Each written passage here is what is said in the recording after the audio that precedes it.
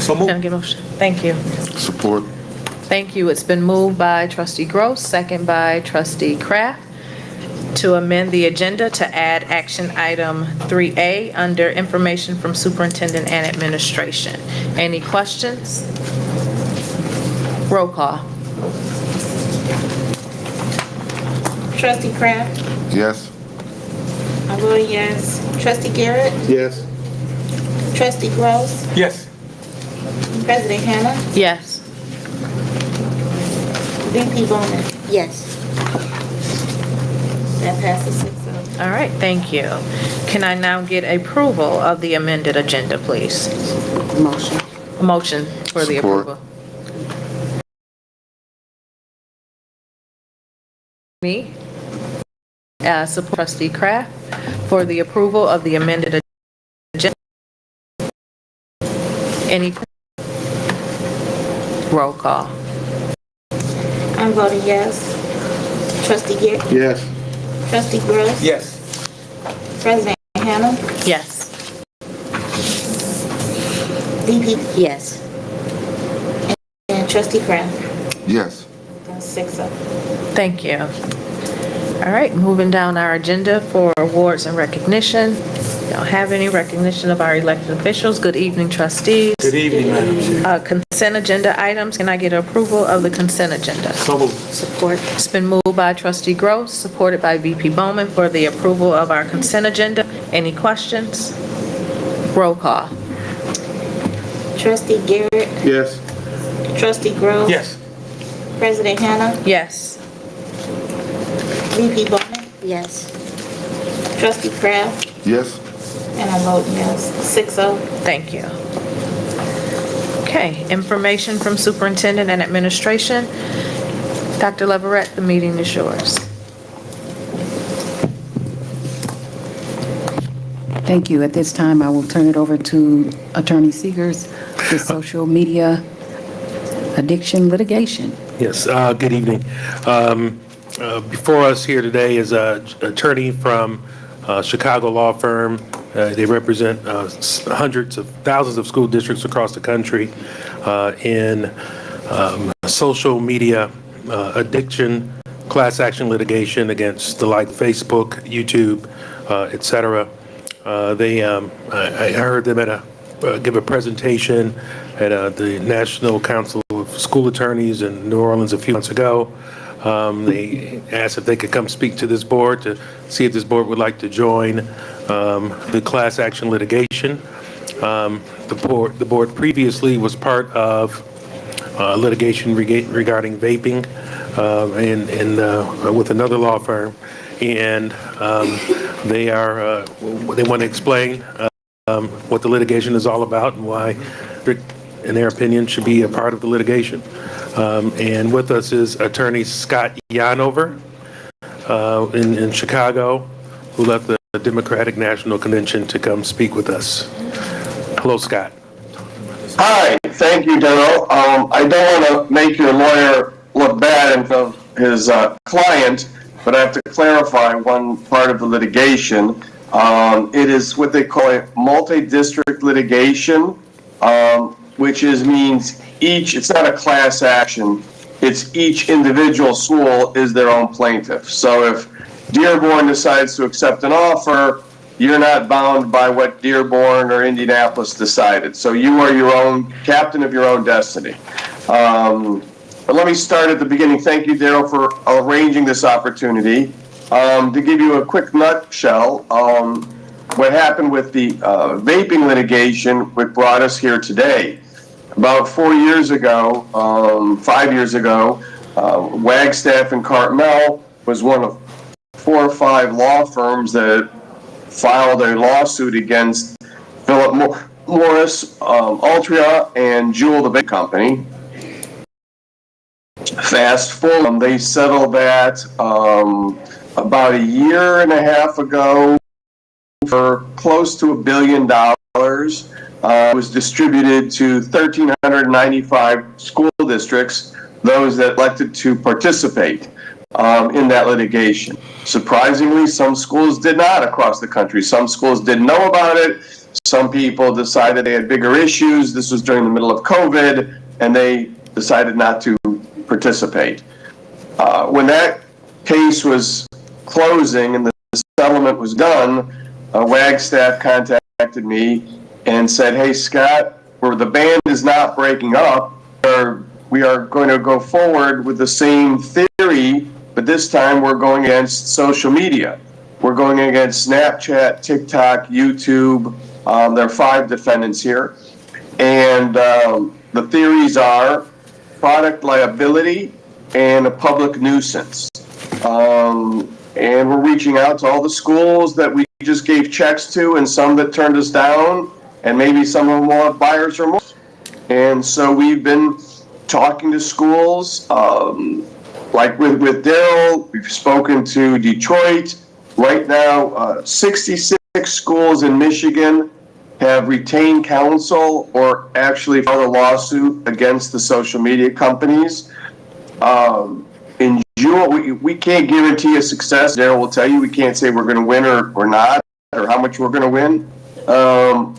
Facebook made $66 billion in profit last year. That's $1 billion profit without making a widget, a car, a handle, nothing. Snapchat, TikTok, YouTube, and all the rest of them each made $25 to $35 billion in profit. So these 4 or 5 defendants have a profitability in excess of $100 billion last year. So we think that they can help pay for the problems that they have created. We have a whistleblower in this case that she said she told Mark Zuckerberg and others that these algorithms are going to be addictive. How this all came about was when I was in college, I think you people are younger than I am. When I was at college, you had to have your email as scottyonover@purdue.edu or michiganstate.edu. And then they decided, well, if we told Coca-Cola we can have 10 million 17-year-olds on any given hour, then they might give us some advertising dollars. And that's when they opened it up. And that's when they made the algorithms addictive. So they had these kids always on it. Just we're about to turn it off, something interesting comes along. So we feel that we were using these theories in the vaping cases, and we felt therefore we should be successful going forward against social media. You know the problems that social media has caused better than I do. You know bullying in class that comes into the classroom, that comes from the outside into the classroom. You know the self-esteem issue, the distraction of kids just looking at their lap all during class. I have a cousin of mine who's a teacher at Bloomfield Hills, and she's an honors teacher, and she says, Scott, I can't give up. If they're going to pay attention, they're going to pay attention. I can't compete with it anymore. You know, she asked to turn it off once, and that's it. You know the problems with the TikTok challenge, knocking, taking sinks out, touching teachers, because then somebody will video it. So you know the problems, the public nuisance part, better than I do. So right now, over 900 schools have signed up, or maybe 1,000 at this point. And we're still talking to schools across the country. The big schools have signed up. Chicago Public Schools have signed up. As I mentioned, you have 66 in Michigan in your area. We recently have Warren has signed up, Southland, Richmond, Dearborn has signed up. As I said, we spoke to Detroit about a year ago. We think there's a movement. That's all the good news. Oh, one more thing. If you do sign up and you decide to go forward, there is no downside. Daryl has seen the agreement. If we lose, you don't owe us a dime. I mean, not a dime. We don't come back to you. There's no clawbacks and say, hey, you owe us now for travel. You owe us for these expert witnesses we took. Nothing. It's our loss. So that's the good news for you. The only thing that we request of you is that you participate and work with our paralegal in doing a 40-page questionnaire, which will take your secretary probably a half a day to fill out. and we walk through to make sure it's easy for them to understand and do correctly. That's the good news. Something is, we found these cases, groups of cases so far, in federal court in California and in state court in California. And unfortunately, this happened just recently, the state court in California felt our lawsuit was a bridge too far. It was too much of a push to say that social media was responsible for all the ills with the children, not paying attention, the bullying, being up all night. So while we were disappointed with that, we still have the cases going forward in federal court, and we're keeping our fingers crossed. So we're appealing the state court decision and hoping that the appellate court will agree with us, because our opinion is teachers are basically fishermen, okay? You know, in a sense that if a fisherman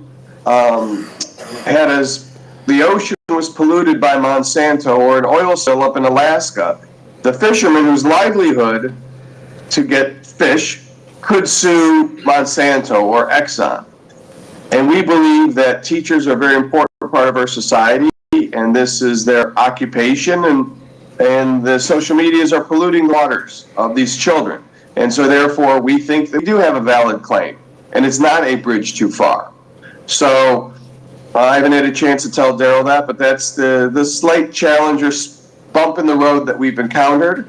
We're still moving forward with this. We're still going forward with the appellate appeal of that, and we're going forward with the federal court. There's going to be a trial in federal court sometime in 25, we believe, late 25, early 26. So, do you have any questions? I can't see anybody in it anymore. All I see is Tyler and Miss Wright. I don't think anyone has any questions, Scott?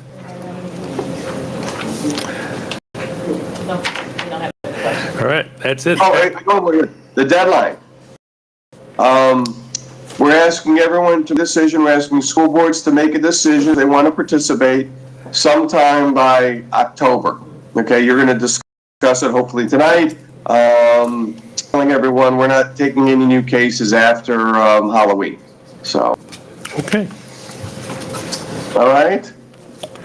I hope you guys, and I'll tell you, I'll leave you on this note. Someone in Indiana had said they voted to participate, and there was Carmel schools in Indianapolis. They said, Scott, even if we don't get $1, at least we've taken a public stand that this is wrong. We like to also think that this litigation has caused enough of a firestorm. You know, you saw the testimony of Mark Zuckerberg in Congress, that hopefully this litigation instigated some changes that will be forthcoming as a result, that we've kicked up enough, kicked the hornet's nest, that something will be done to benefit these children. We're not saying social media is wrong. We're just saying how they aimed it at young children on social media is wrong. And that's the purpose of why we're doing this. Well, thank you, Scott. Thank you for having me. And I hope you decided, we'd love to work with Daryl. Thank you. Thanks a lot, guys. Thank you.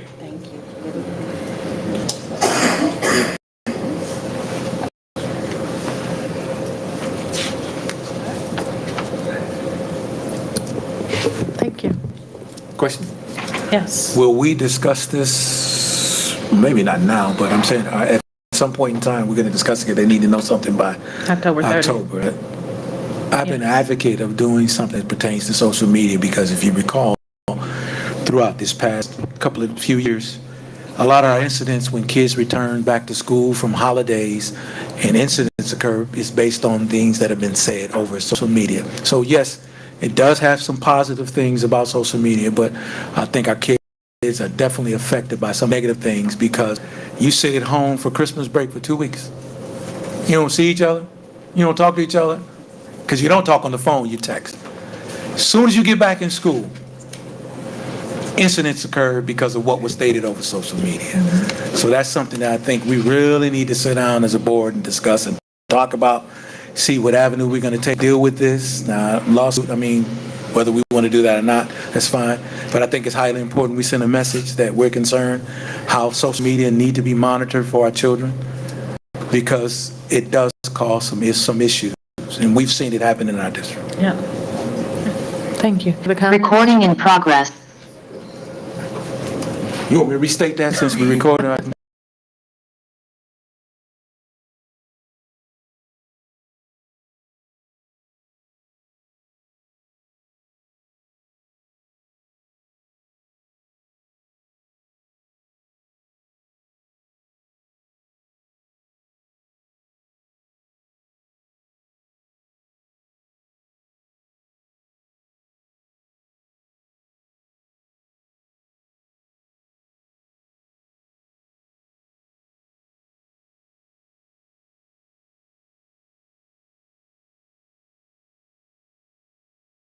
And staff. This is a item for discussion and action. Approval of final retention stipend for PSD employees. Background rationale reads, in a proactive effort to continue to retain valuable district full-time and part-time employees, administration is asking for the final retention stipend below.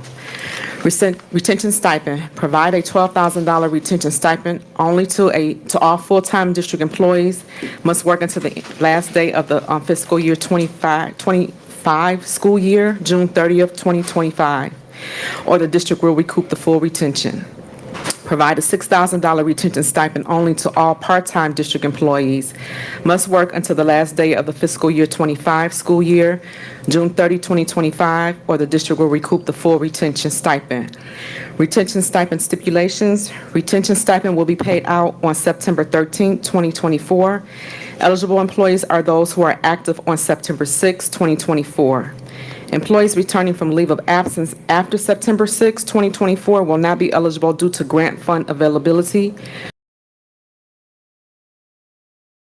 or will not be eligible due to grant fund availability. Employees must work until the last day of the fiscal year, school year, June 30, 2025, or the district will recoup the full retention stipend and your 2024 W-2 will be adjusted. All eligible staff must acknowledge the terms of the retention stipend via an online contract sent to their work email. The employee is required to click either agree to stipend terms or opt out of stipend and sign electronically by August 30, 2024. Any signed electronic contracts received after Friday, August 30th will not be paid out. Recommendation is the recommendation of the administration that the Board of Education approve the final retention stipend in the amount of $7.2 million for all full-time and part-time active district employees.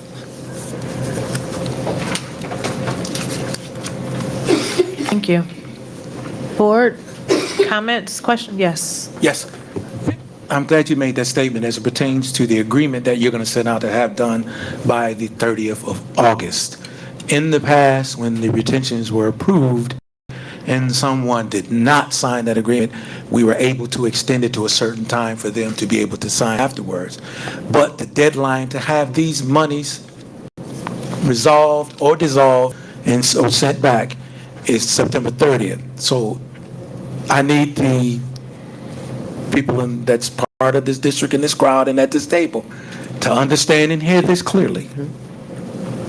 That once that comes out by August 30th, if you did not, if you were out of town, if you missed, you better make some arrangements to be able to sign that agreement, because there is no other time to be able to sign after the 30th of August. Am I correct? That's correct, and that's why leave of absence employees that were eligible last time are not, because of the deadline for Because of the actual monies to be deadline, paid because out. the monies have to be done by September 30th. I just want to make that clear.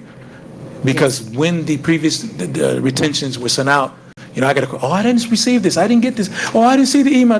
There's no more calling, Mr. Gross, saying I didn't receive this. You've heard it here, so you know who to contact when you, before August 30th. That's correct. Thank you.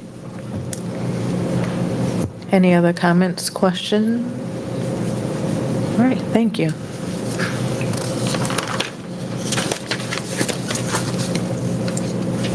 All right, moving down to action item.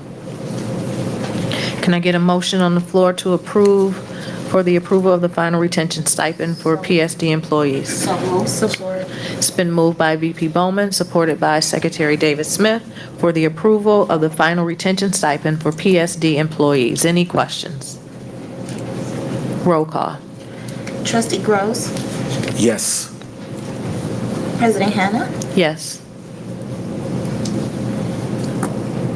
VP Bowman. Yes. Trustee Kraft. Absolutely.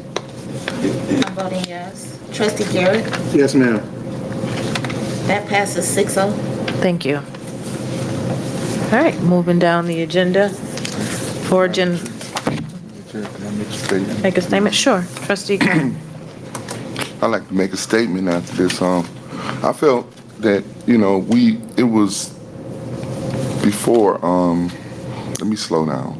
We got a lot of stuff going here.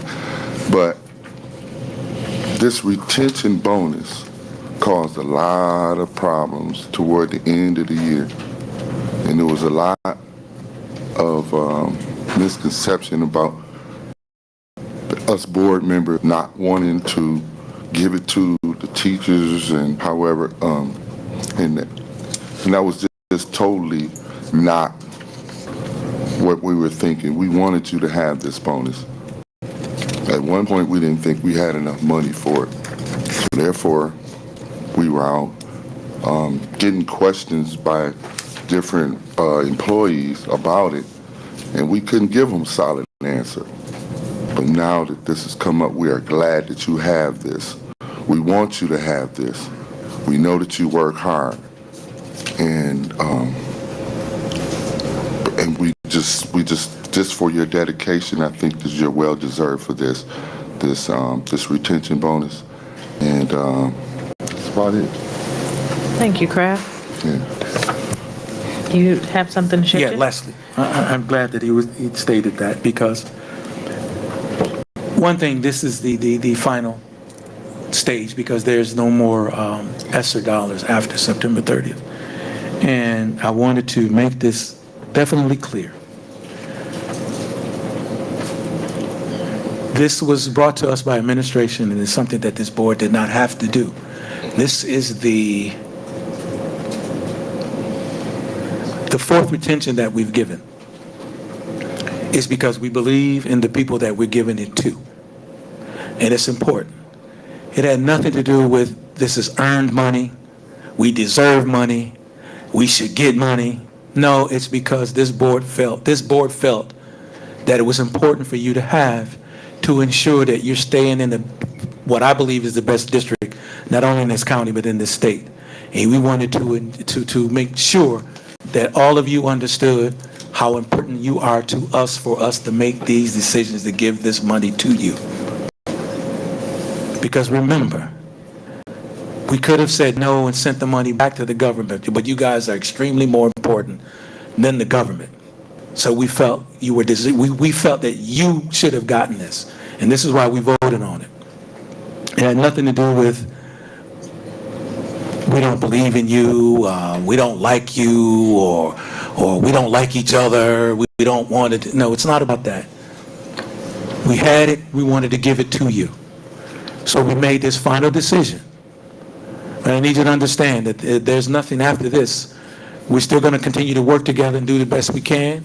And I hope COVID never come back that serious to where we're going to get more ESSER dollars. I prefer us working without ESSER dollars because we're here for the children. So let's do what we need to do to ensure that we have a good year. Start the year off great. You got a little change in your pocket now. Have fun. School starts on the 3rd. Let's have some fun. Let's enjoy, but let's go to work. Because we believe in one another.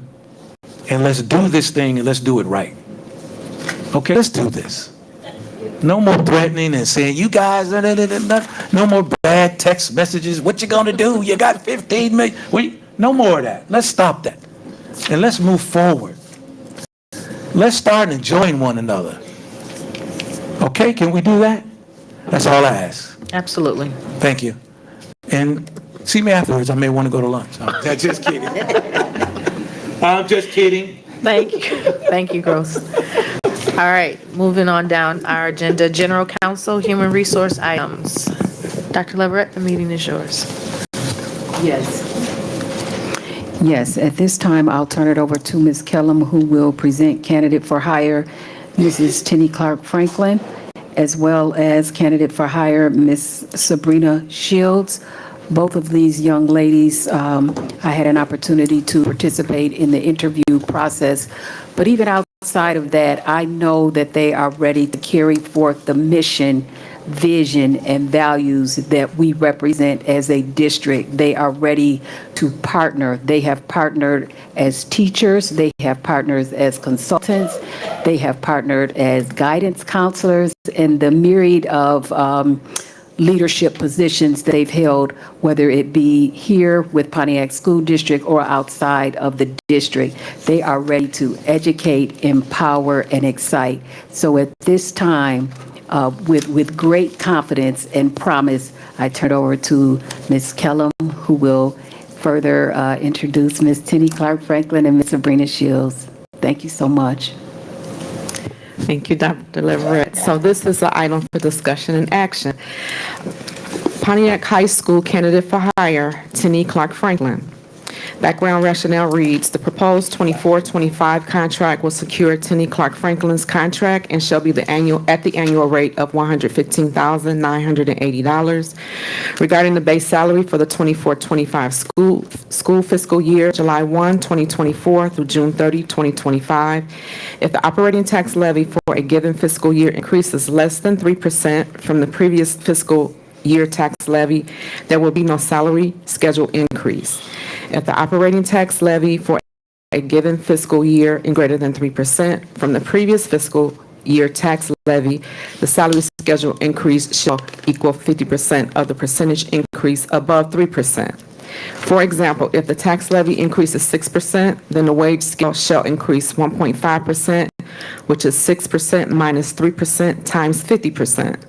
The salary schedule increase shall not exceed 5% in any given year. The funding source is general fund. It is the recommendation of administration that the Board of Education discuss and move to action the contract for Tenny Clark Franklin as principal of Pontiac High School effective August 19, 2024 through June 2025. Her resume as well as her certification is attached, and Mrs. Clark Franklin is in the audience.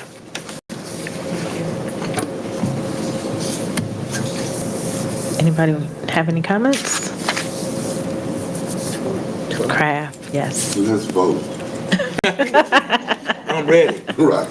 Let's vote. Ms. Clark Franklin, did you want to say anything?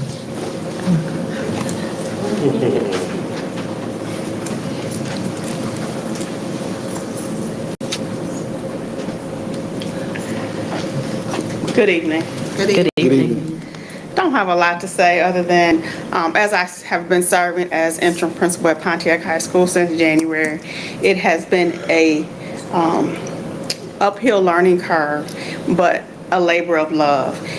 And I just appreciate the opportunity to serve, and I even more appreciate the opportunity to continue to serve my babies at Pontiac High School and the staff.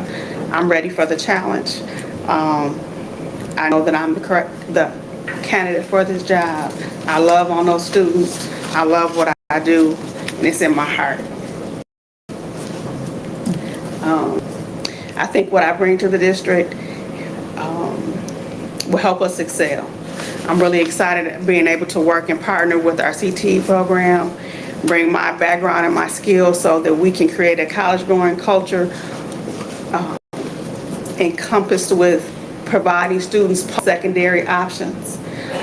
This year at graduation, we graduated one of the highest graduating rate that we've done since 2010. So I know that I have the skills to rally the troops to get the job done. And your vote of confidence means the world to me. I appreciate the time to speak. Thank you.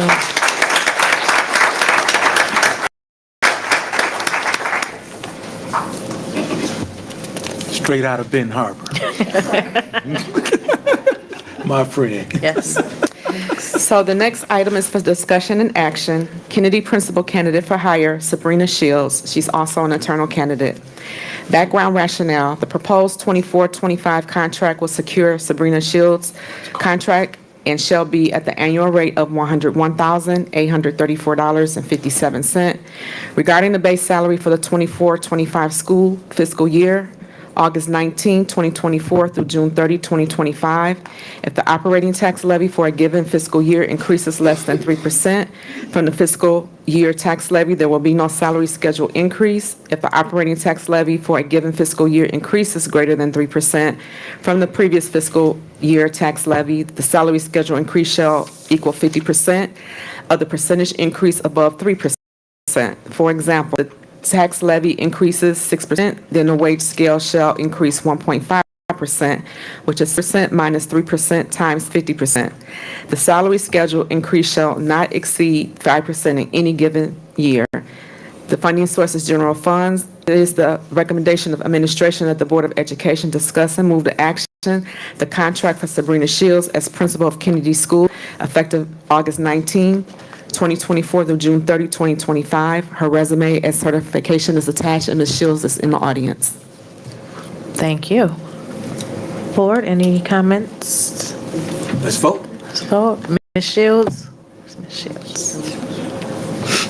Hey, that's Miss Shields.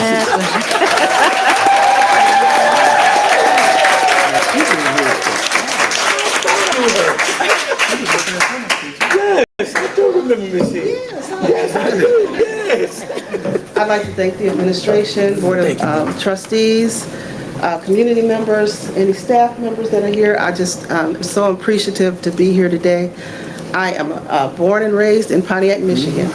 Yes, So I'm a I know Miss long-time Shields. Pontiac resident, graduated from Pontiac Northern, go Huskies. That's why I didn't recognize. I just like to say that I have a love for Kennedy School.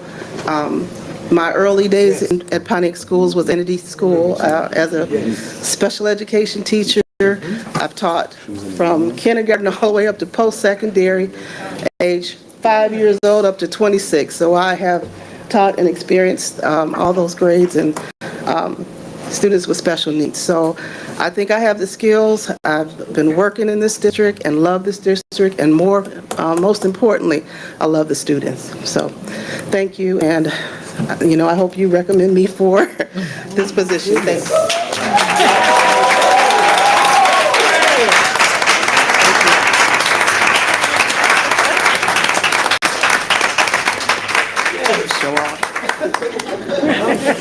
Glad it's you. Awesome. That is wonderful. All right, let's move on down to our action items. I would like to get a motion for action item A, approval of Pontiac High School So candidate. moved. Support. Support. All right, it's been moved by, was it Gross that moved it? Absolutely. And it was Garrett that supported it for the approval of Pontiac High School candidate for hire. Thank you. Any questions? Roll call. President Hannah, Yes. VP Bowman, Yes. Trustee Crowell, Yes. I'm voting yes. Trustee Garrett, Yes. Trustee Gross. I'm gonna do a standing yes.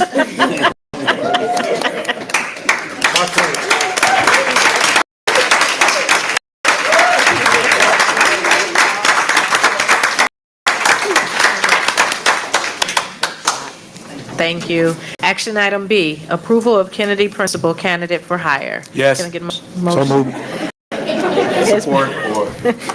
It's been moved by Trustee Gross, supported by Garrett for the approval of Kennedy Principal candidate for hire. Any questions? Roll call, please. VP Bowman, Yes. Trustee Kraft, Yes. I'm voting yes. Trustee Garrett Yes, ma'am. and Trustee Gross. Absolutely. Yes. I'm voting yes. Passes 6-0. Awesome. Congratulations and welcome back, Ms. Clark Franklin and Ms. Shields. Thank you so much.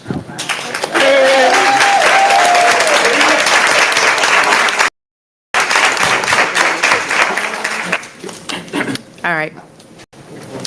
They want pictures. All right, so if we can get a 5-minute recess, so we can get pictures with our new candidates.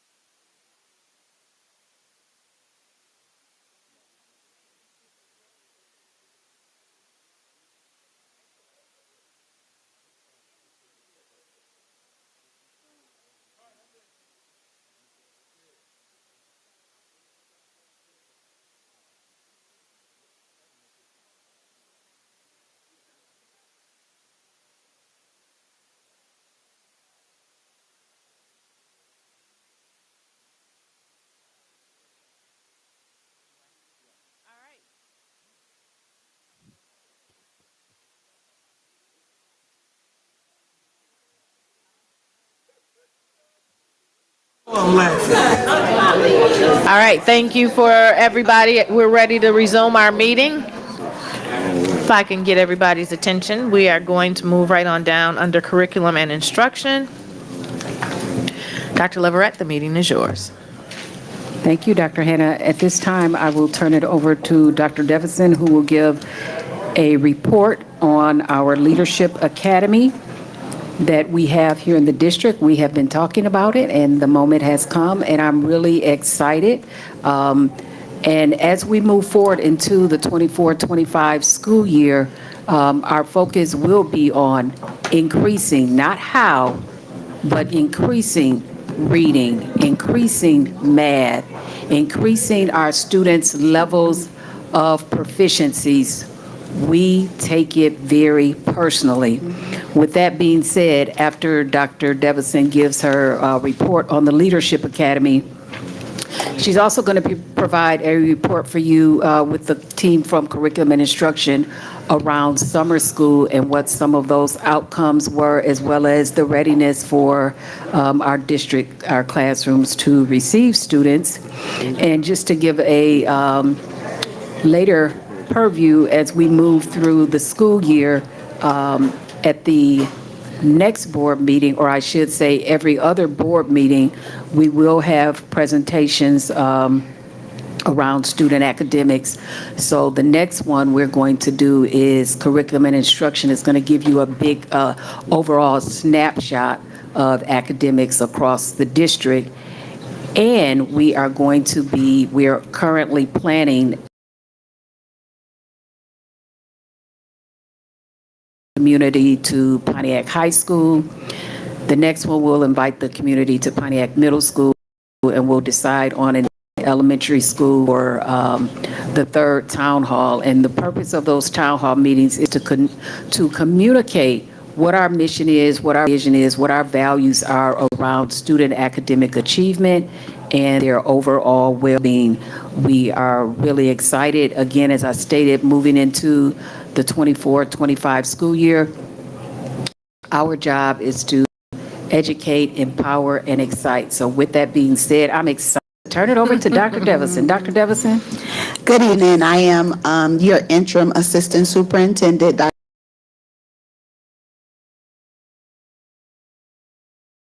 leadership task of hiring 2 internal candidates. So just wanted to let you know that the Leadership Academy was created to create a system for principals, guest principals, and aspiring principals for the accountability of student achievement academically, socially, and emotionally. Please note that the collaboration of this Leadership Academy was not just done by Dr. Devison alone. We included the guest principals who have experienced our district in the past. We got their advice about what did you experience, what could we do better as we have you join our district. We also included 2 experienced principals that work in our district, and then we also ran this whole academy/leadership manual through the curriculum and instruction team, in addition to the human resource director vetted the document as well. Maya Angelou once said, "I've learned that people will forget what you said, people will forget what you did, but people will never forget how you made them feel."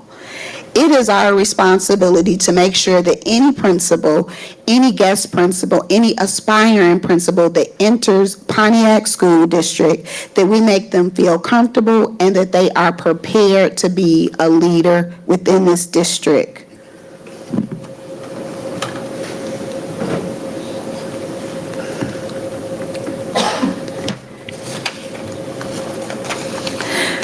So the purpose of the Leadership Academy is to develop leadership skills, promote best practices, encourage collaboration, support professional growth, build a pipeline of leaders, enhance school culture, address challenges, build relationships with families and community leaders, and maintain the blueprint.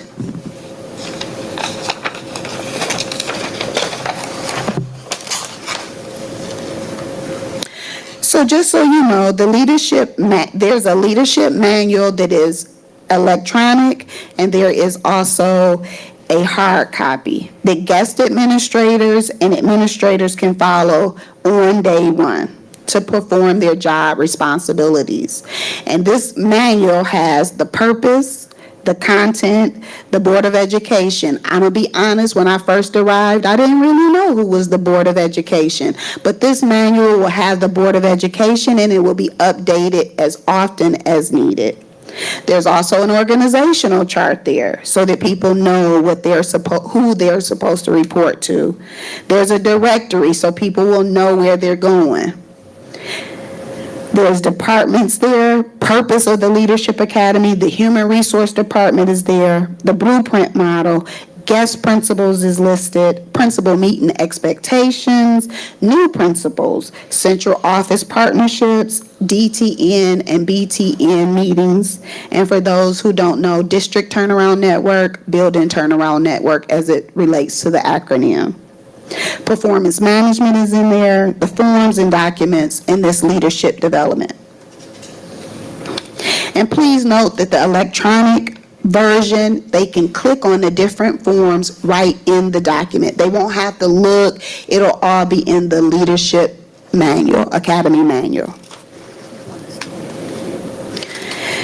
Just wanted to let you know that we are still a blueprint district. That did not go away. We are reinstituting and enhancing the blueprint model.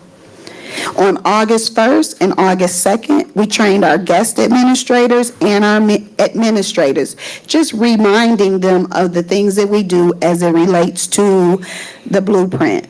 Please be mindful that we are focusing on the problem-solving driver, the communication driver system, the performance management driver system.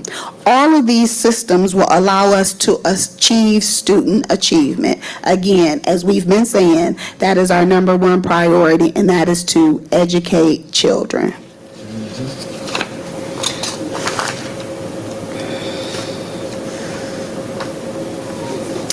So in this Leadership Academy, we have a mentorship component.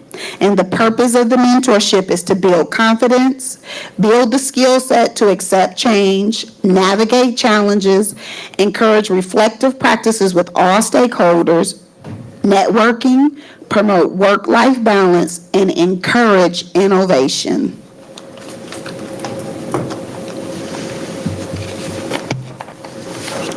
With that being said, we have new administrators currently, and currently we have Mr. Mickens at the Harrington Elementary, and we have his mentor listed, which is Ms. Johnson. We have ITA, which is Mr. Carafa, who will be Dr. Kavanaugh. Kennedy School, who we have now announced will be Ms. Shields, and I will be her mentor. At the high school, it will be Ms. Johnson for Tenny Clark Franklin, and for Brian Sherman, he will receive a mentor, and it says Jennifer Dean, but it's actually going to be Suzanne Kavanaugh. Mentoring is a brain to pick and an ear to listen, and a push in the right direction. It is our goal to hold the principal's hand, and we're going to meet monthly to discuss things and topics to make sure that they are successful.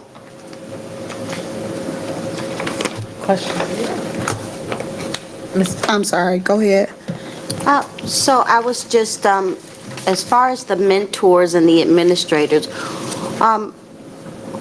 what was the rationale between who goes with who, or how that was put together? We thought about competencies. We thought about Mr. Mickens is in the building with Ms. Johnson. We thought about Mr. Carafa. Dr. Kavanaugh has experienced the ITA. She's experienced high school. For myself, I was the building principal for Kennedy School, so what a better sell way to entertain with Ms. Shields. In addition to Ms. Shields, when she was in her master's program, I was her mentor. So just to continue that legacy, in addition to Mr. Sherman, Dr. Kavanaugh was chosen because she was a part of the CTE creation. Thank you. We also have, like I said, central office partnerships, and I wanted to read this dialogue. It says, "The blueprint model for central office partnership is designed to enhance the partnership between central offices and schools, ensuring that all support is aligned, data-driven, and responsive to the needs of individual schools." So our number one goal for the central administration partnership is to meet weekly with our partners in our school. We're going to continue to do the high-quality instruction walkthroughs. And just note that we do document all of our partnership visits. And ultimately, as we will continue to say, as we are here before you, our number one priority is to educate children. And we will be reviewing data as it relates to attendance, academics, social, and emotional. And every time that we present, it will be data-driven. That's what I'm talking about. Thank you. We also have the leadership development, and we just wanted you to know that we are not just talking about it, but we are actually about it. So we have aspiring principals. We know that Henry Jackson works in our district. It is a goal of his to one day become a principal. Please note, I will be reaching out to building administrators to find out more staff members that are in the building that want to participate in the aspiring principal. With that relationship, we will sign them up with Oakland Schools, as Oakland Schools has an aspiring principal course that they can attend as well. Again, we talked about the mentorship. We just listed it for your site. Also, Mr. Aricchio, the middle school, and Ms. Ewing, as they are returning, we're having them have a mentor as well.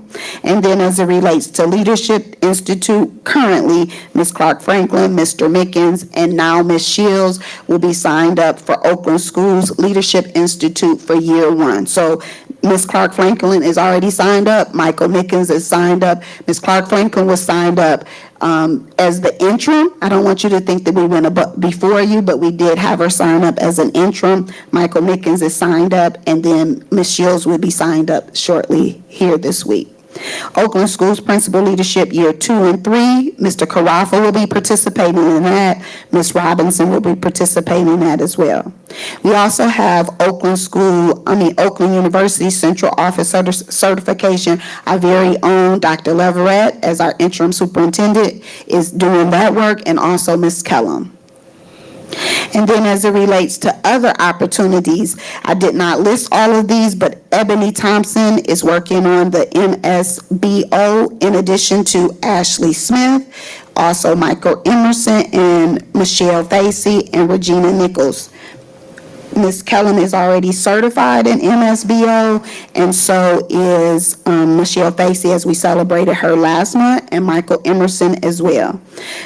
Just note that Ms. Kellum has a certification for Human Resource Specialist, certification of Chief HR Officer. She also has the Society of Human Resource Professional Management Senior Certified, and that is in progress. So please note, as we develop our leaders here, we are serious about the development of the leaders that represent not only us, but the school district as a whole. Question for you. Sure. This Leadership Academy, it runs for one full consecutive year? It runs for one consecutive year, but it runs until someone completes. We will add, we will take away, we will graduate, we will celebrate. It's an ongoing model. Okay. Thank you. You're welcome. And then as it relates to performance management, as I indicated before, we're going to review data 5 times a year with schools. We're going to monitor attendance, academics, social and emotional data. And like I said, these are the dates. We have them already. We talk about what data is going to be collected, and we will make changes as needed in how we deliver instruction. This work will be done around the District Turnaround Network, and also the District Turnaround Network will meet within the district. We will meet bi-weekly.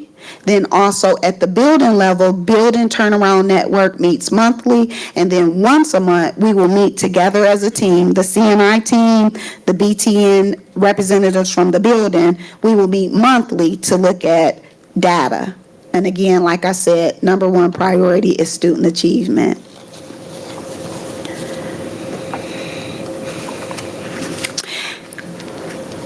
And like I said, in the document, which is a leadership manual, we have all the forms that they need to be able to attract themselves immediately. They don't have to search for it. They don't have to go into a Google Drive. They can go to the leadership manual. We have Article 14 there. We have the conference request form, homeless student intake form, homeless family resource guide, parent portal instruction.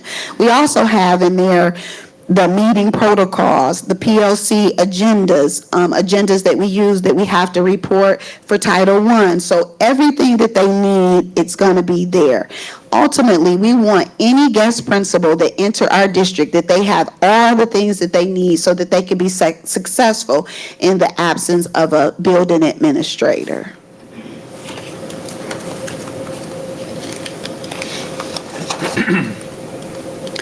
And we have been talking about guest principals. We have a list of guest principals here. We have Brenda Carruthers, Kelly Dean, Shauna Jackson, and Marsha Morrow.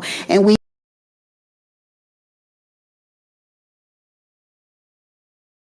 long term, we have some for day-to-day operation. As we know, people sometimes get sick. We just want to make sure that we have a number of people available to come into schools. And just be mindful, we train the guest principals in the Blueprint, the Principals Institute, and all of the meetings were recorded. So if we get any new staff hired as a guest principal, the recordings are available. Again, we want to be ever ready. We don't want to be falling short on anything. If someone's not here, we want to step right in and be able to fill those gaps.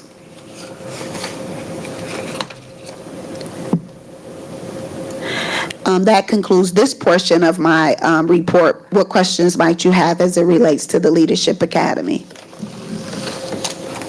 VP Bowman. As for the manual, did you all create that in-house to be specific for Pontiac School District, or was it obtained from somewhere and you all just critiqued it? What was around? So it was a collaboration. When I started in January, I solicited Human Resources, Dr. Leverett, and we created a team. That was one of Dr. Leverett's charge to me, was that we needed to start a leadership academy. So I started with the guest principals that we already had in the district, and I teamed them up with experienced principals that were already in the district. We talked, we collaborated, we talked about, like I said, what the guest principals really didn't appreciate about being in our district and what improvements we needed to work on. From that collaboration, we created the manual, and in that manual, the manual can be changed daily just based on the experiences. Okay. Any other questions or comments? Yes. As it pertains to recruitment of possible guest principals or principals coming in, that goes through your office. If someone called me and said, I was a principal for 10 years in this district, I'd like to come in as a substitute principal in your district. They Who do I do, refer but them to? there's still criteria that they have to meet. Yes. They have to maintain their administrative certification in order to continue to be a substitute administrator. So Like, yes, that is vetted through HR. Do it, okay. Yes. All right, thank you. That's it. Anybody else? I love it. Thank you. This is what excites me, because this is why we're here. But I'm happy to see the follow through, because we did start this conversation during board retreat. So I'm happy to see that we are at this point of we're ready to implement it. So I'm really looking forward to what comes from this. Thank you so much. Thank you. You're welcome. All right, moving on to the summer school report. Okay. The Office of Curriculum and Instruction. I'm going to have my team join me.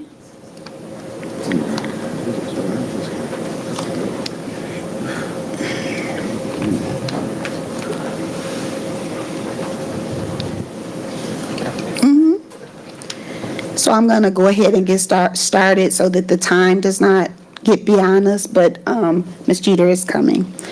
So, of course, this is the Office of Curriculum and Instruction. This is, of course, our team, and I'll just leave the slide up for 30 seconds for your perusal.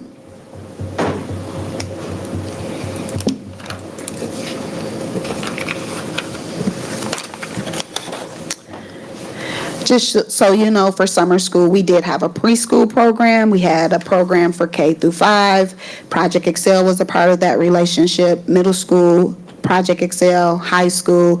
We had Boys College Summer Institute, Camp Invention, and then Kennedy School.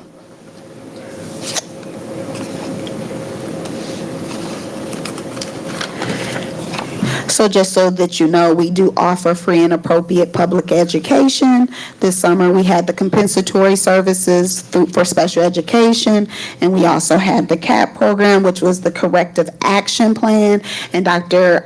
Jameson, I know that she's not up here, but she always does a successful job with any corrective action that we have to do with the state. She's very inclusive with our team and with her team to make sure that we follow the law as it relates to corrective action plans. And so this summer, for the special ed, they had approximately 220 students due to lapse of speech services.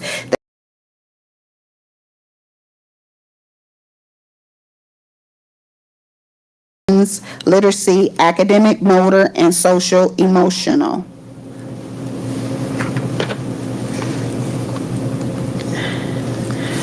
Again, we had the Boys College Summer Literacy Institute, and this was a first for us, and we were very excited. I'm going to turn it over to Ms. Jeter in that aspect. So the Boys College Summer Institute was instituted by Oakland School.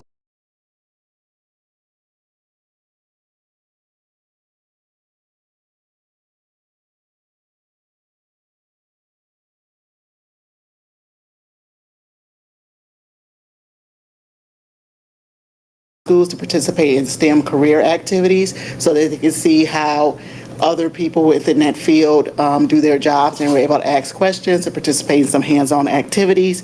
They were able to create and show their outlets and environments to showcase their knowledge through writing and collaborate with peers using cause-based reading as discussions. So I wanted to circle back. Last year, we had Dr. Tatum here.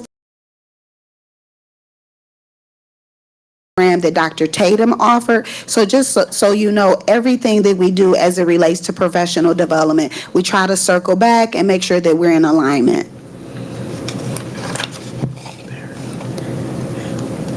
So, oh, I'm sorry, I didn't mean to go so fast. Make sure. Okay, right there. So for the math summer school focus, we did kindergarten first, second, and third. And again, we were intentional about what we focused. I will leave it up for the screen for about 30 seconds to a minute to allow you the opportunity to read, because this is the same slide that we used at the beginning. So we just wanted to bring that back to your attention.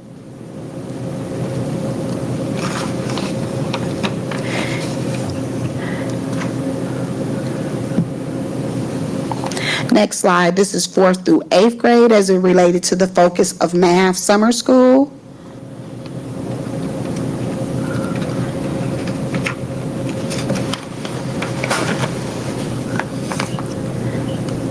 And we had a wonderful opportunity with Miss Stacy Jackson being over the training. She did not present the training, but she was able to align the training for summer school.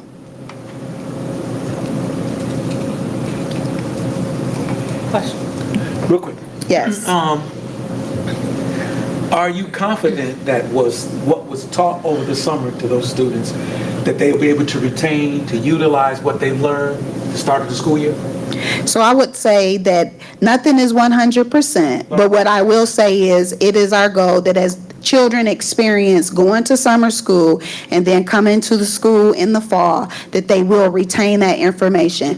It is our goal and our plan when we present with you when we look at data, that we're going to look back at the summer school data for the students who have been here in the summer 2 years in a row, and when we present our first data, the goal is to pull those students out and be able to look to see if we do see that retention. And the only reason I'm asking is because does summer school deal with the information that the kids did not get over the school year to improve on, or is it also for those kids who have mastered what they did through the school year to learn something that will help them to improve the following year?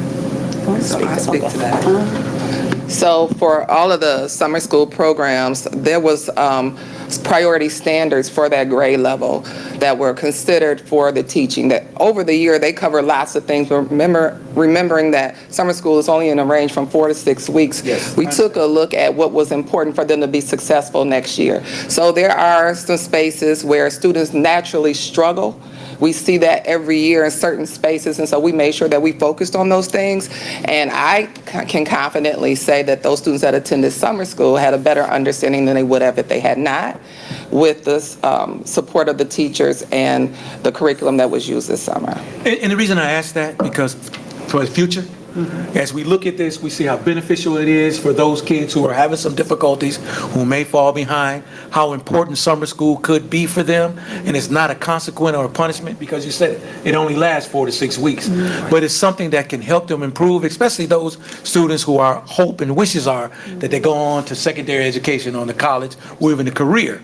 So this is beneficial and not consequential. That's why I'm saying that, how important it is. And it's because there's summer school classes that I took when I was in school to improve, so I can better my grades in that area the following year, to improve my GPA to be able to go where I wanted to go, and not be, only have to go to a certain school because I didn't have that GPA to go there. So I use summer school as a benefit to assist me. If nothing else, students who needed the support or who didn't need the support, it kept them refreshed on priority standards. Perfect. That's what and so there is a benefit whether a student struggled or whether a student was coming to get enrichment and review some things, because all the standards that we chose were intentionally chosen for what they will need to be successful in the following year. I love it. Thank you. And again, trustee, just an opportunity for us to take a deeper dive, because we're not saying let's use this supplemental material, but let's continue to use the core curricular with fidelity and take a deeper dive throughout the summer. If they need a deeper dive or if they need that intervention, this was the opportunity. So that's the part about the summer school from last year as well as this year, is this is not new material that the teachers had to learn, but they could just pick up where they left off at the end of the school year, because we know what the research suggests in terms of summer slide. It is a real thing, and so we're just happy that we were able to provide this service to our students. So again, as Dr. Devison has shared, that we have to look at that cohort of students, and so that's the data that they will be providing to you.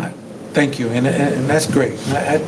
This is excellent, and I'm aware how summer school went. I had an opportunity to go there a couple of times, and it was excellent. And to see that, I think it's important that we continue to utilize it for those purposes and reasons, to continue to enhance and improve and make better. And not just because, you bad little Johnny over, the fall, we're going to send you to summer school. That's not the case here. I think this is important. So we have to remove that stigma that it's a punishment to go to summer school. And it's not. Right. It's a benefit. Yeah. It is. It's a benefit. A benefit. Thank you. VP Bowman. Dr. Leverett answered most of my question, but I'll just ask about this. I know when we had through the general year, the different tiers, the tier 3, so when we geared and plotted out which students were going to summer school, was that the rationale out of like the tier 3 students that was in that higher level? So because we should be tracking multiple things as far as like the growth of the summer school students and then that tier 3 group of students as well when we first come in, so that we can get a baseline. I would say that we would love to have the tier 2 students. What I would like to say is that at summer school, it appears that families come based on their desire to come. We do need to influence the students that need to come. So that's an area that we need to continue to work on. Did you all want to add anything to that?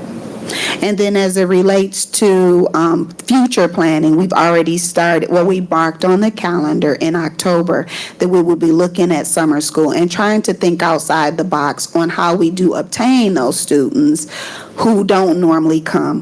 What will make them come? What can we do to enhance the summer school, like offer some STEM programming, things of that nature? Of course, we're going to be looking at Diane and some other resources as it relates to the finance to do that. But that is what we're thinking about. We're thinking about in October to be looking at that planning for the 25 summer school. Excellent. Dr. Devison, I do have a question. Sure. And it goes back, it kind of relates to what you was just saying about how we attract or the students that come, parents who we ask. So in regards to the 3rd through 5th grade boys, that summer program, I know you mentioned 10 students. Was there a reason why we only had 10 and not more? So I will let Ms. Jeter explain that. Okay. And so the program was designed for just specifically 10 students. And to add more students, you would have to add more teachers and things like that, and we didn't have the resources for that, but it was designed for 10 students. Okay, thank you. And just to piggyback on what you were saying, I noticed from doing programs in the summer, typically if you ask kids if they want to do summer school or if they want, they'll typically say no. But if we're telling or advising the parents that this is what they need to do, most times the parents aren't even aware that the kids need to, not saying for this particular summer school, but just for programs. If it was up to kids, they will stay home and say, no, they want to do what they want to do. But we found that when you make parents aware of these opportunities, they are left to make the decisions for the kids as to what they do and what they don't do. So I think we have to be more intentional about making sure our parents are aware of the opportunities and are the decision makers around these type of programs, so that we're not leaving it up to the kids to say whether they want to come or not. Yes. And to that point, moving right along to the ELA. I have a trigger finger on this clicker, but the ELA, like I said, these were the standards that we looked at, and I will give you 30 seconds to a minute to preview.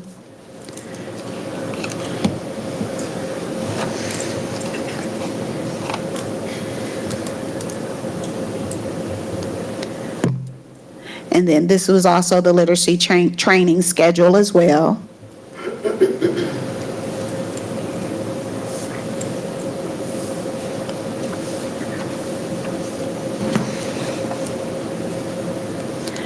And this year we did have a summer school book fair, and I'll let Ms. Jeter speak to that.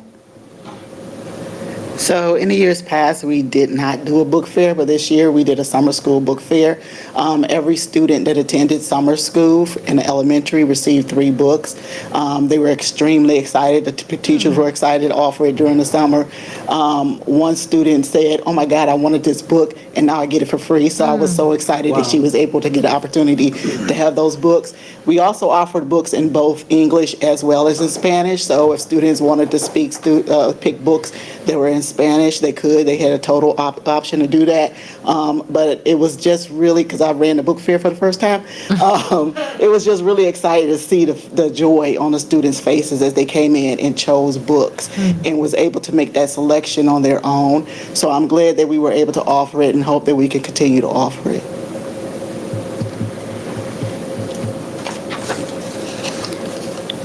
So our ESL population, I will say, when we talked about people who want to come, I would just like to say that at the middle school, 90% of the population was a Hispanic population. So again, when we think about how we deliver instruction, we have to be intentional about how we deliver and what we deliver. And Dr. Alicia and I have already started working together on the 1-year plan and the 3 to 5 year plan as it relates to the ESL department. We have to plan ahead because we see where we're going, and so we have to be conscious of that. But with the ESL department this summer, they did focus on the intensive English language support, the high needs level 1 students, and then we have continuous support receiving instruction that was missed during the regular school year. And we did try to target on the students who did not start at the beginning of September. I would say this program went very well at the elementary. The middle school is still an area that we are still constantly working on, but we know what our challenges are, and we're working and thinking about what our next steps should be.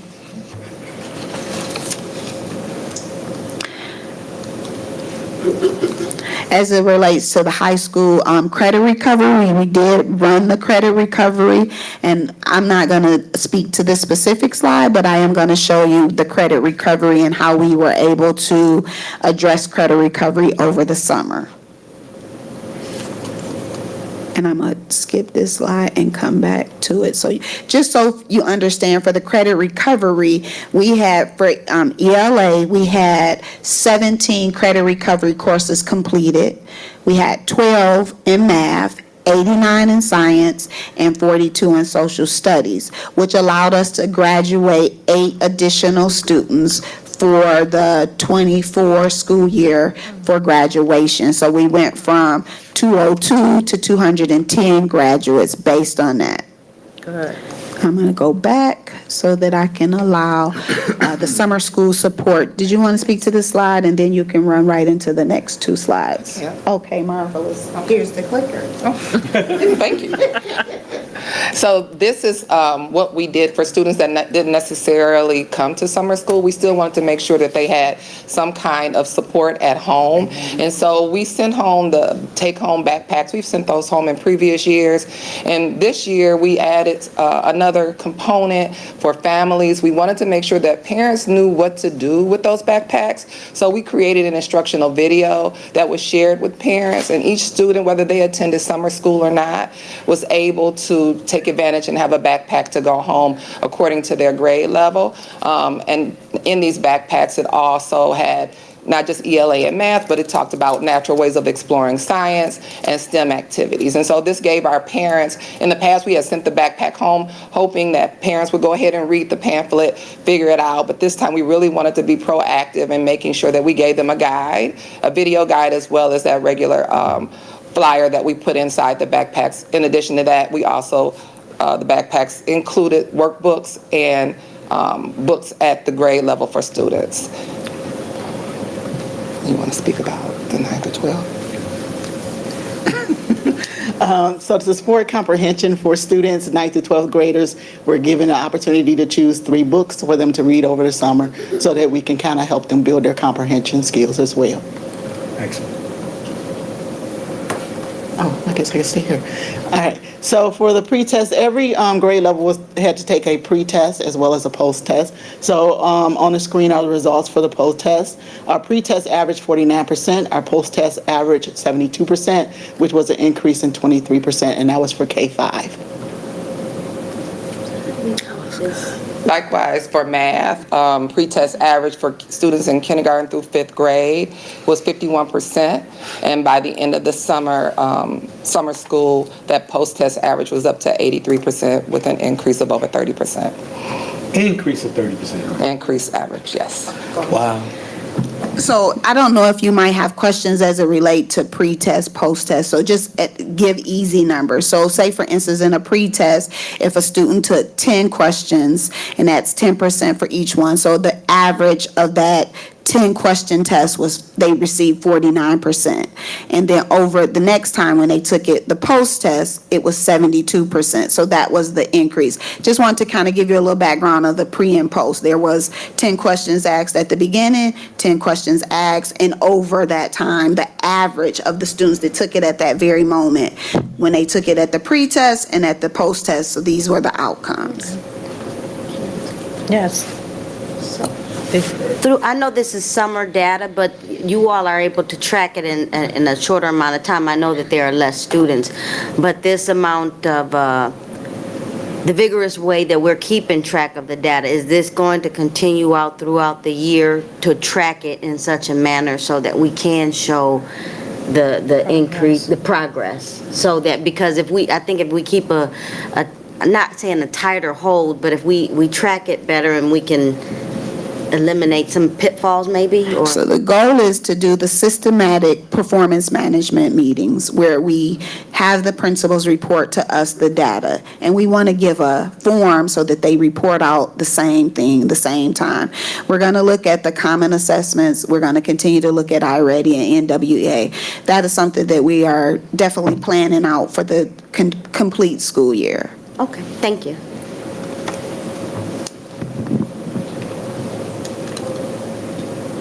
It's this button. It's this one here. Okay, thank you.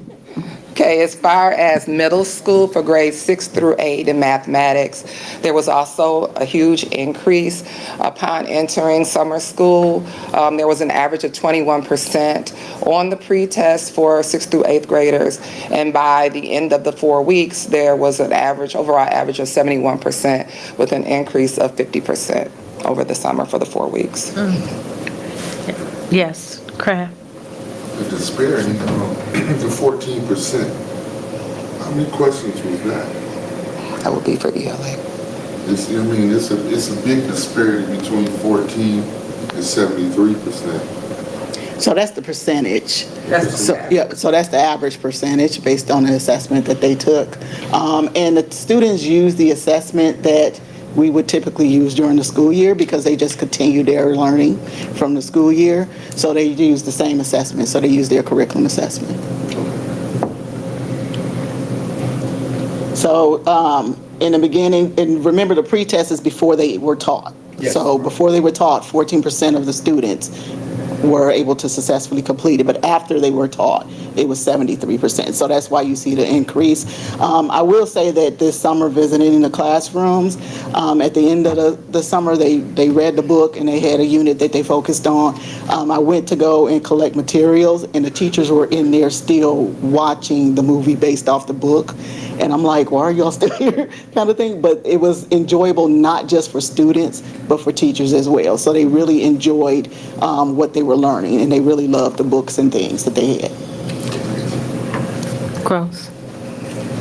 That's wonderful. So with this improvement, with the way we did it in summer, what is our ability to carry that on until the fall, teaching it the way similar to how summer was? Because it's apparent to me, what I'm looking at, is that the kids are more focused, more involved.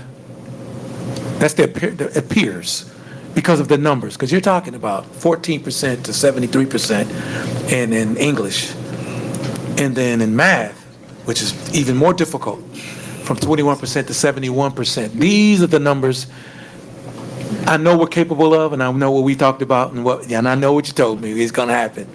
But these are the numbers that we want to see during the school year. And I think the question that VP was asking, and I think it's also because of the timeline. Generally, we take a pre-test in the fall, and then we get the post-test near the spring, and then we get the results in the summer. I think it's something like that's the amount of time between. If we had like a 6-week pre and post, based on the subject that they're learning, maybe we can see the numbers change.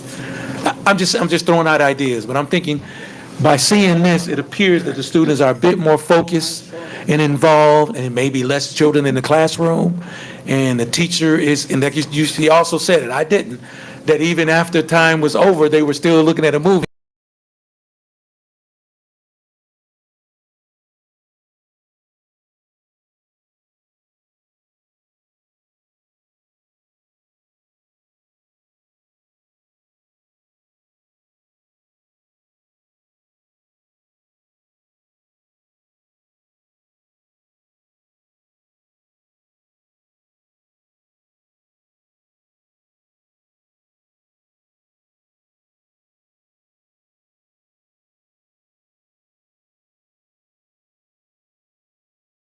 We really have those critical conversations about those students. And so that's also an opportunity for more of that small group instruction that took place in summer school to happen in the classroom. So whether we're talking about iReady or teacher-created test or end of the unit test, there are several opportunities, and I think that's a great point that you made, to really get a tighter look at the students and how they're progressing so that we can respond and put the appropriate interventions in place for them. So those opportunities are certainly there throughout the school year in shorter increments of time. And if I can, I would like to add that when they have those common assessments that are given at the end of each unit, that teachers take a look at that data during their PLCs, and they take a look at student strengths. They take it and talk to each other about strategies that worked and didn't work. And so the conversation is constant about how to better support students throughout the year. outside of beginning of the year, end of the year, middle of the year tests, because those common assessments tell us a lot more than those other tests might tell us that are given so far apart, and allow us to kind of intercede if we see some things that change. And I think that's important. That's what I'm talking about. So do something different. We keep doing the same old thing and expect to get different results. Right. Thank you.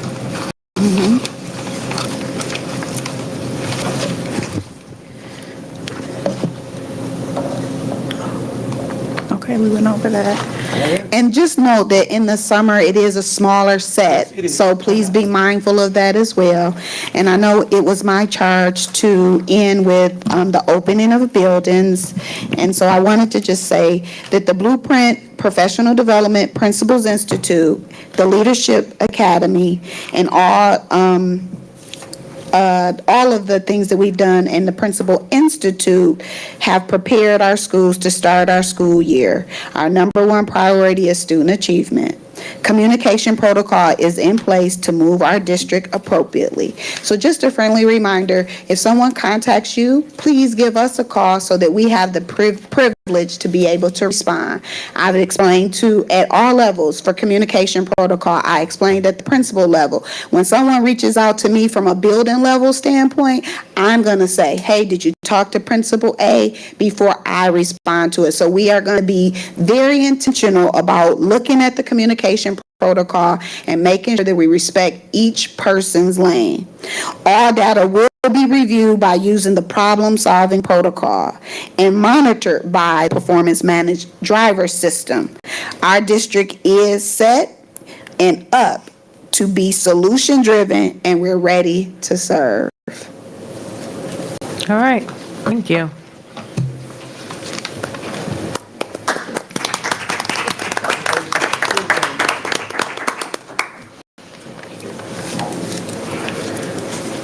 Thank you. Any additional questions or comments from the board? Yes, Kraft. Just said, it's a wonderful job. It's the report that we all anticipated, what we were looking for. And we believe in our staff. We believe in all of the teachers. And this is a good note right here for everybody. It's a good look. So, thank you for your hard work and dedication. Thank you, Kraft. Anybody else? Great job. Thank you. Great job. I'm ready. I think we're all ready. I'm happy to see these things in place. Definitely with our addition to our finalizing our candidate selection, I think we're on and ready for a successful school year. So thank you very much. So with that, we'll move right on down our agenda item. Let's see if we have any communications, petitions, and delegations. There are none. All right. Board comments and announcements. Start over here. Yes, Kraft, we'll start with you. I'm going to be brief. I had a chance, and myself and President Hannah were able to attend Isaiah Jackson basketball camp over at the high school. I mean, there had to be about 200 kids there. My daughter, which is 8 years old, we had to get up. It started at 7 in the morning, so I had to get up at 6 and do all that. But it was well worth it. I mean, they gave out backpacks. They gave out, school supplies that was along with it, fed the kids lunch. They all had shirts, camp T-shirts. And I think this is a wonderful thing that should continue on in our community. If he wants to use our facility, I think we should try, to make a way to make sure he have our facility. Only thing that was kind of hot in the gym. But we'll work on that. But it was a wonderful event, and I think we should applaud him for what he does for our community. And it was really all our children there.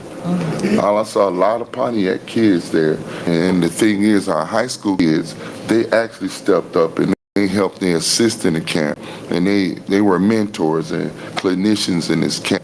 And I think that we can applaud them and, for what they're doing over there Coach Wendell, the football team. It was a lot of his players that was there, and some of the basketball players, and they were great role models for these kids, and they were our kids looking out for these babies. So, that was a wonderful event.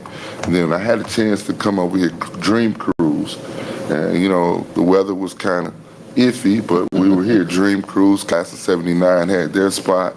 1980, man. You were 79. Well, Ernie had his guys over there. Well, they came. Okay, so I got this. But it was just really all Pontiac, Central, Northern get together, and I think that was wonderful. I think we should do more of them. And for what I understand, I heard that Double G's over here was a master on the turntables down there with the alumni fountain. He sit there, he write. Yeah, and see, this is one talent that we found out down there in New Orleans. Oh, yeah. I mean, he rocked the house in New Orleans. You guys don't know. He got up there and had the crowd hype. So, yeah, but it's a lot of good things that's going on right now. The morale is up, especially for tonight. What happened tonight. So I guess our district morale is up.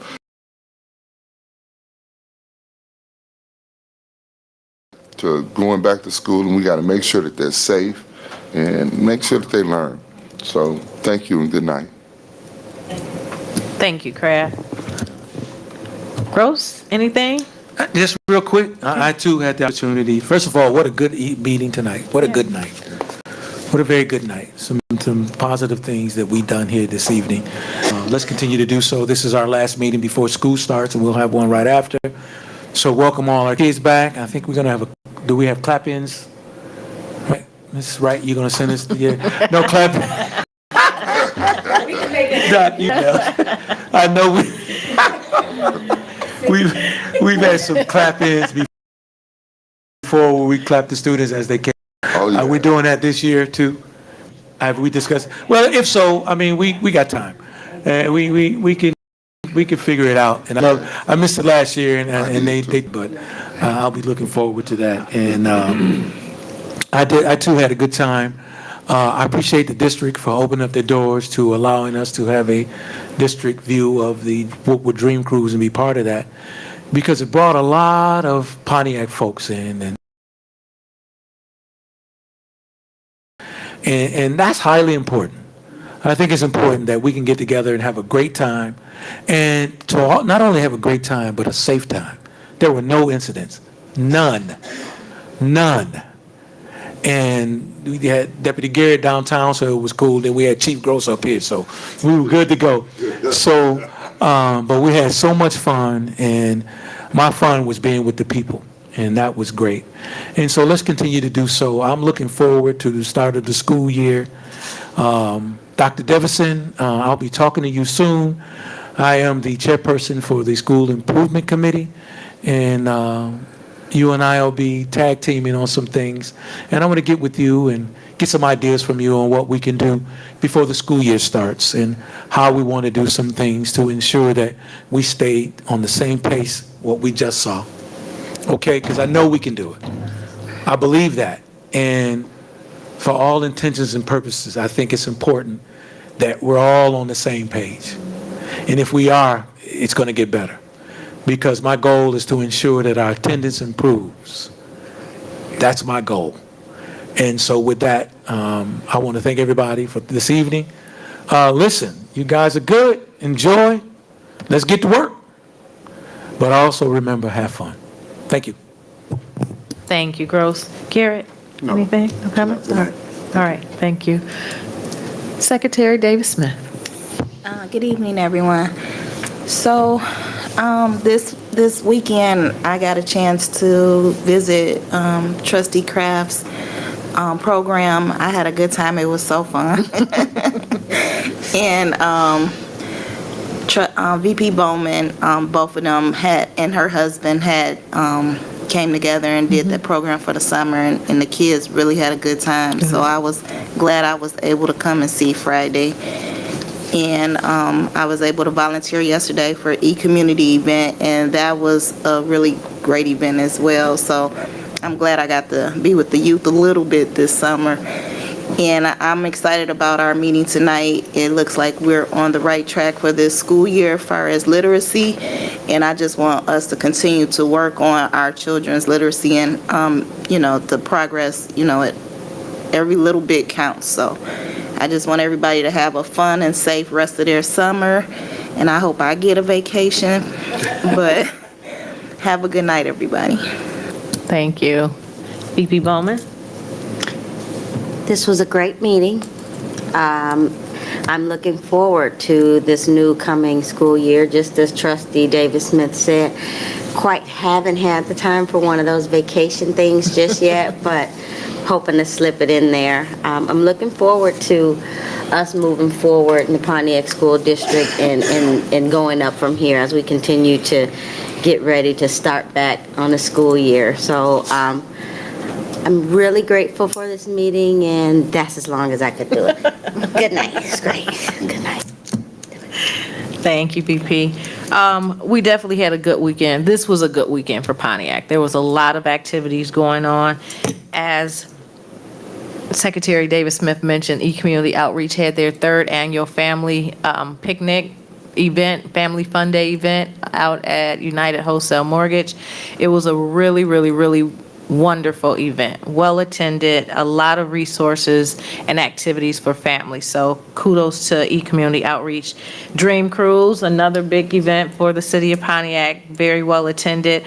And shout out to our Alumni Foundation and all those that came out to support that as well. Isaiah Jackson, right? I didn't realize he was that tall. I love the fact that we allow community to come into our space and see what we have to offer our students, just for them to see, the mirrors of the kids on the wall in that athletic area. It was really, really, I just loved it. I love that we were able to open our doors to support them, Mr. Jackson and his family, and bring that camp here so our students could not only see what we had to offer as a district, but they got to see one of our own right here in our space. So that was an awesome event. I also want to remind everyone that the Back to School Rally is going to be on Wednesday, August the 21st. So for our families in the district, if you have high schoolers, you can go to the high school to pick up backpacks. And if you have elementary age students, you can go to Whitman to pick up the backpack. So again, that will be on Wednesday, August the 21st from 9 a.m. to 1 p.m. And I'm excited, administration, the teachers, the staff, we're moving forward. And this is our focus, academics. So I'm really excited what you guys have shared tonight, and just looking forward to more conversations and more push to make sure our students are where we want them to be. So with that, I look forward to seeing everybody at Convocation, because I think that's the next time we'll be together as one. So that will be on the 29th of August. So that's all I got. I thank everybody for attending tonight, for tuning in tonight. So with that, I would like to get a motion to adjourn. It's been moved by VP Bowman and supported by Trustee Gross to adjourn the meeting. Any questions? Roll call, please. VP Bowman? Yes. Trustee Kraft? Yeah. I'm voting yes. Trustee Garrett? Yes, ma'am. Trustee Gross? Yes. President Hannah? Yes. That carries 6-0. Thank you. Meeting is adjourned at 7:47 p.m. I think so.